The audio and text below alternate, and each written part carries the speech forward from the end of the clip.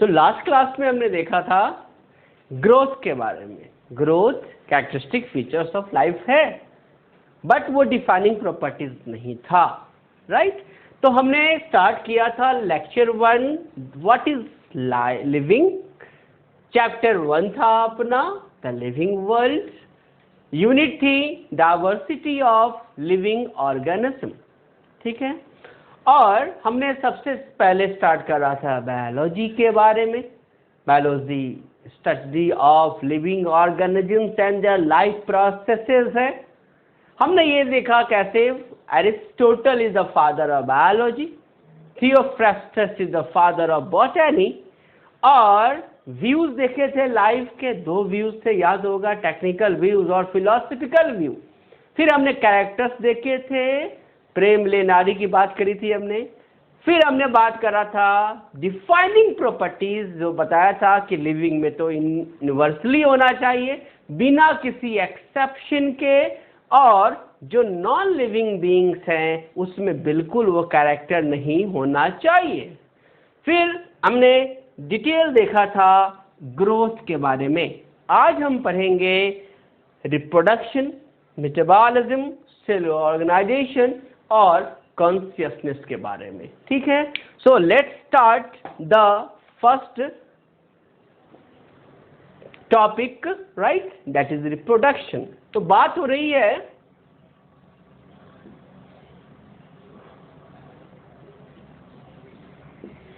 Reproduction की।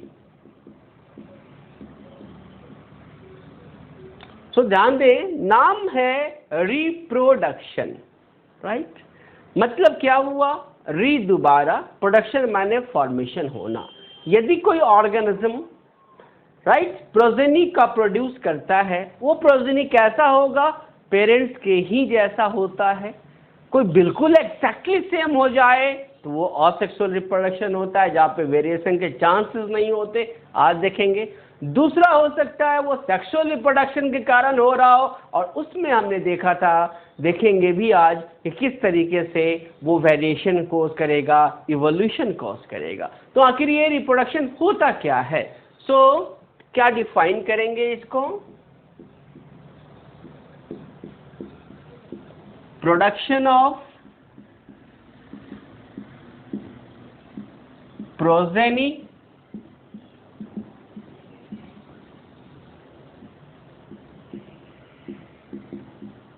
similar to its parent।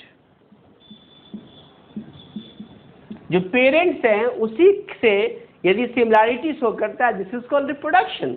Now हम बात करते हैं, ये जो रिप्रोडक्शन है इसमें यदि हम टाइप्स की बात करें तो एक आता है असेक्सुअल और दूसरा आता है सेक्सुअल रिप्रोडक्शन। असेक्सुअल और सेक्सुअल रिप्रोडक्शन। अब हम पढ़ेंगे कि ये असेक्सुअल और जो सेक्सुअल रिप्रोडक्शन है,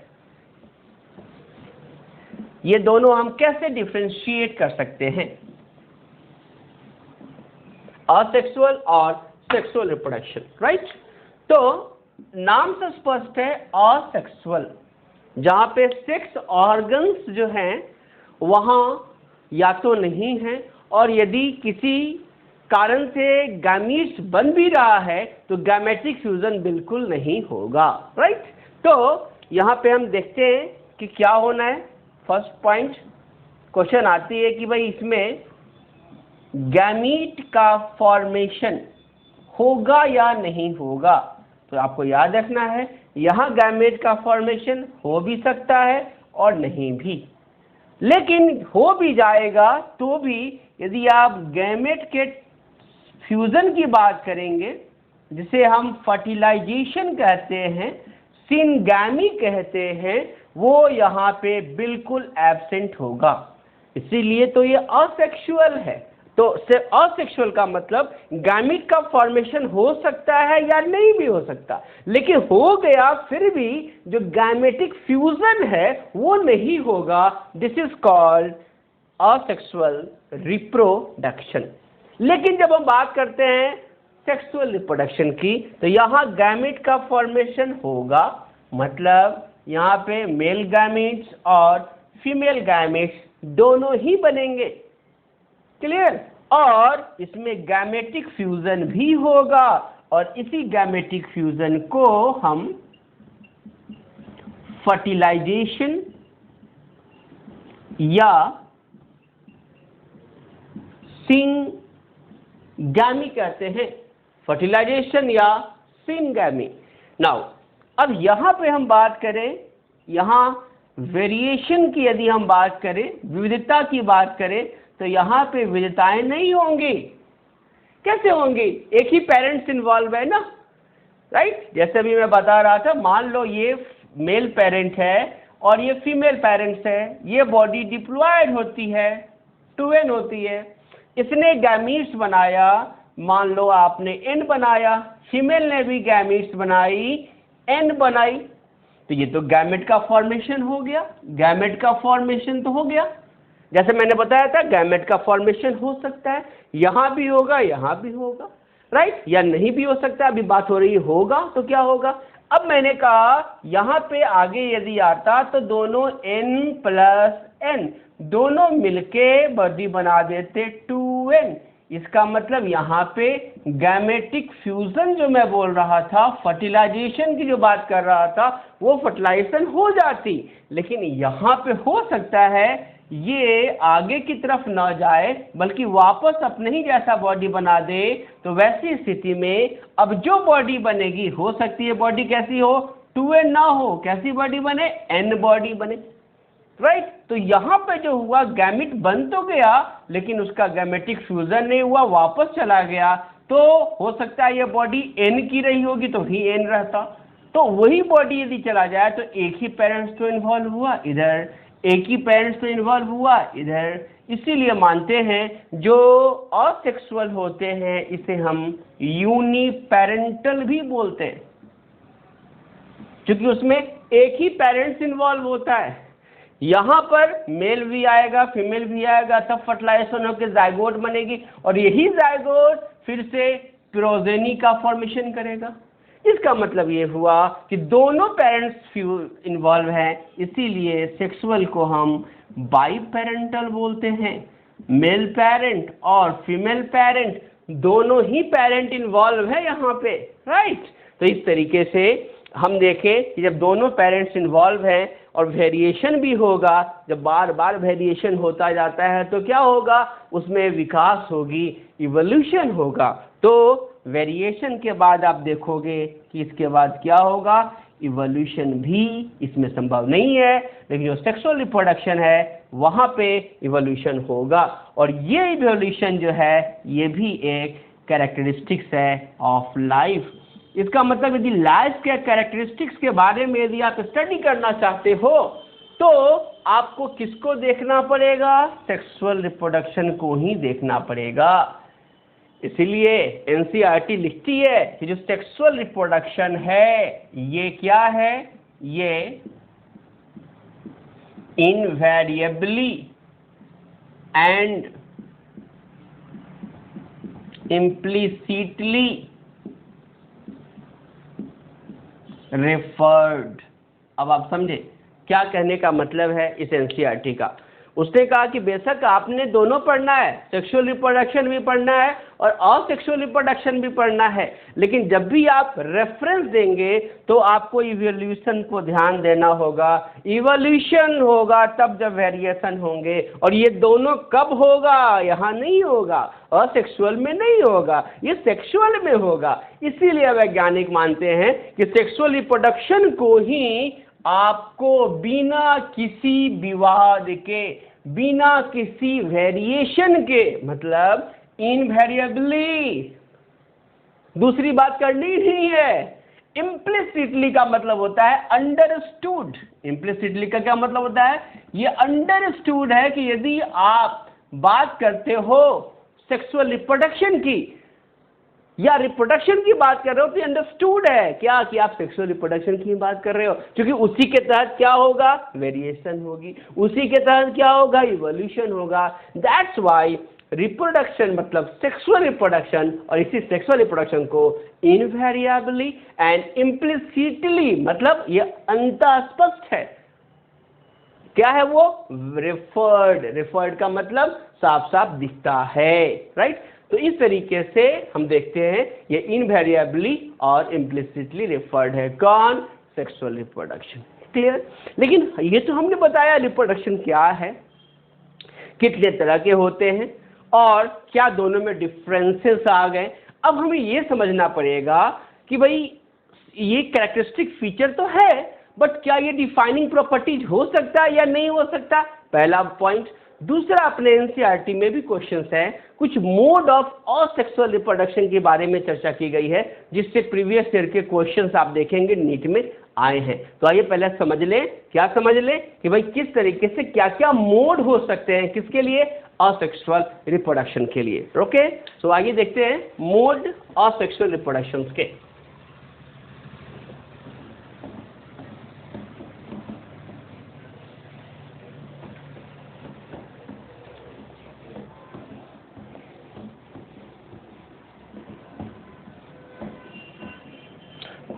असेक्सुअल रिप्रोडक्शन का मोड का मतलब ये हुआ कौन कौन से तरीके हो सकते हैं जिसके असेक्सुअल रिप्रोडक्शन होएगा, ये ध्यान देना है।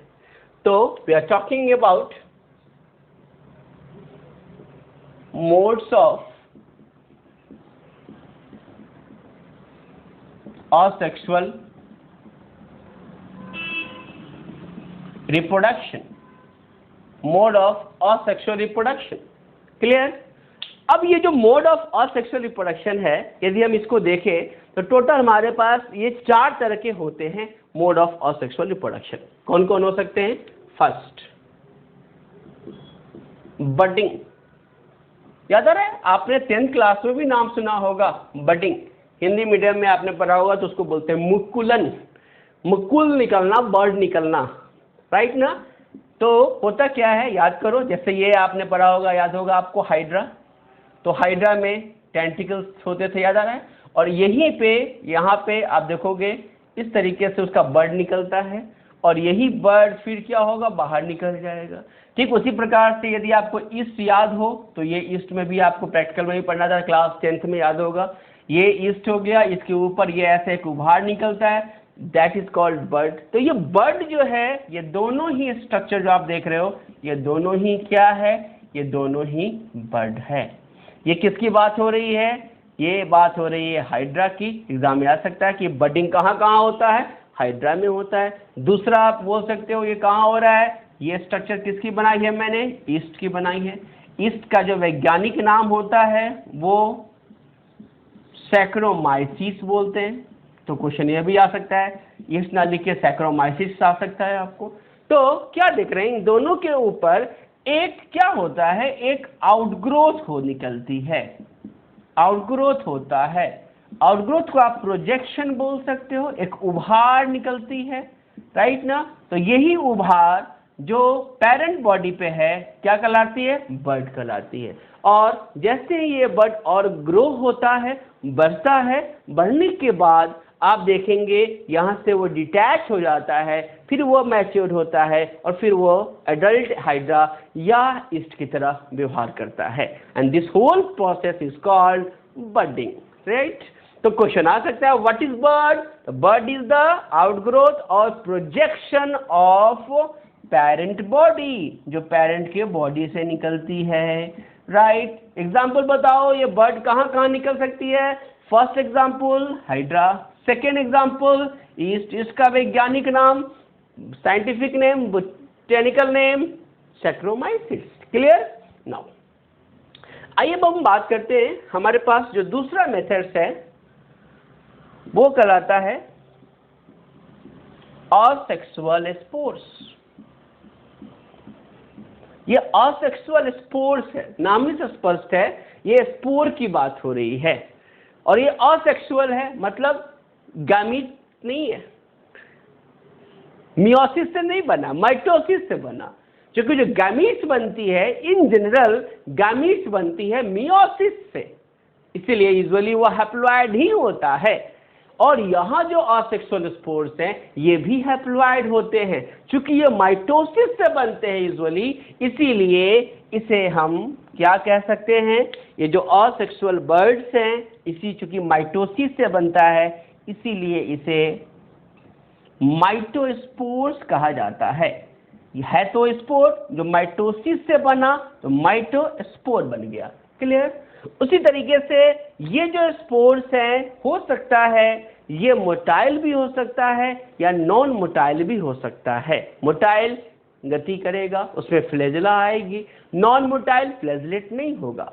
तो यहाँ जो असेक्सुअल स्पोर्स के बारे में हमें जो पढ़ना है वो दो तरह का है, एक का नाम है ज़ूस्पोर और एक का नाम है कोनिडिया। राइट? तो आइए हम देखें कि दोनों को डिफ्रेंशिएट करके पढ़ते हैं कि क्या क्या दोनों में डिफरेंसेस होते हैं, कोनिडिया और ज़ूस्पोर के बारे में। ठीक है? So we have two types of very common spores. First is zoospores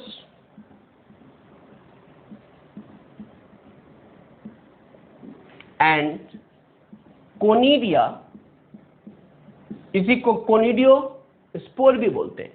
so conidia और कोनिडियोस्पोर और जूस्पोर। क्लियर? अब इसको डायग्राम से समझेंगे तो इजीली याद नहीं करना पड़ेगा, डायग्राम से समझ में आएगा। समझे होता क्या है, ये जो स्पोर्स है आप देखो ये ऐसे होते हैं और आपको दिखाई देगा ऊपर में ऐसा स्ट्रक्चर निकला, ये स्ट्रक्चर कहलाता है फ्लैजेला। हिंदी में किसको कशाब बोलते हैं। और इसी फ्लैजेला के कारण इसमें गति होती है, बॉडी मूव करेगी। इसका मतलब जो जूस्पोर है, क्वेश्चन पूछा जाएगा ये कैसा स्पोर है, तो ये मोटाइल स्पोर है। क्यों मोटाइल है? क्योंकि फ्लैजेला है, फ्लैजेला मोटाइल स्ट्रक्चर होता है, तो इसका मतलब ये कैसा है, मोटाइल है, इसीलिए ये फ्लैजेलेटेड स्पोर्स है। क्लियर? दूसरा, ये पूरा का पूरा स्ट्रक्चर आप देखेंगे ये खास बॉडी के अंदर होती है। आप देख रहे हैं ये कहाँ बन रहा है, एक बॉडी के अंदर बन रहा है। बहुत सारे जूस्पोर्स का निर्माण हो सकता है ऐसे। इसका मतलब ये जो स्पोर है जूस्पोर वो बना कहाँ, बॉडी के अंदर। मैंने बताया था दो तरह के मैकेनिज्म्स होंगे, या तो बॉडी के अंदर बनेगा या बॉडी के बाहर बनेगा। यदि बॉडी के अंदर बनता है इसे हम बोलते हैं इंडोजेनस। तो ये कहाँ बना, बॉडी के अंदर बना, तो इसीलिए हम इसे बोलेंगे ये कैसा है, इंडोजेनस है। और इंडोजेनस का क्या मतलब हुआ, क्या अभिप्राय है, मतलब ये कि प्रोड्यूस्ड इनसाइड जूस्पोरेंजियम। जिस बॉडी के अंदर वो बना रहा है वो बॉडी क्या कहलाएगी, जूस्पोरेंजियम। इसका मतलब ये जो स्ट्रक्चर आप देख रहे हो ये स्ट्रक्चर ही है कौन, जूस्पोरेंजियम है। और इसी के अंदर ये क्या बना, ये सभी जो बने हैं वो कौन है, वो है जूस्पोर्स। क्लियर? तो इसका मतलब जूस्पोर फ्लैजेलेट है, इसलिए मोटाइल है। अंदर बना इंडोजेनस है। किसके अंदर बना, क्वेश्चन आ सकता है, जूस्पोरेंजियम के अंदर बना, कभी तो इसको इंडोजेनस हमने कहा। क्लियर? दूसरा क्वेश्चन अब आएगा किसके बारे में, कि ये जूस्पोर्स कहाँ होता है, ये जूस्पोर्स कहाँ होता है इसकी बात कर रहे हैं। तो प्राय स्पष्ट है जब ये मोटाइल है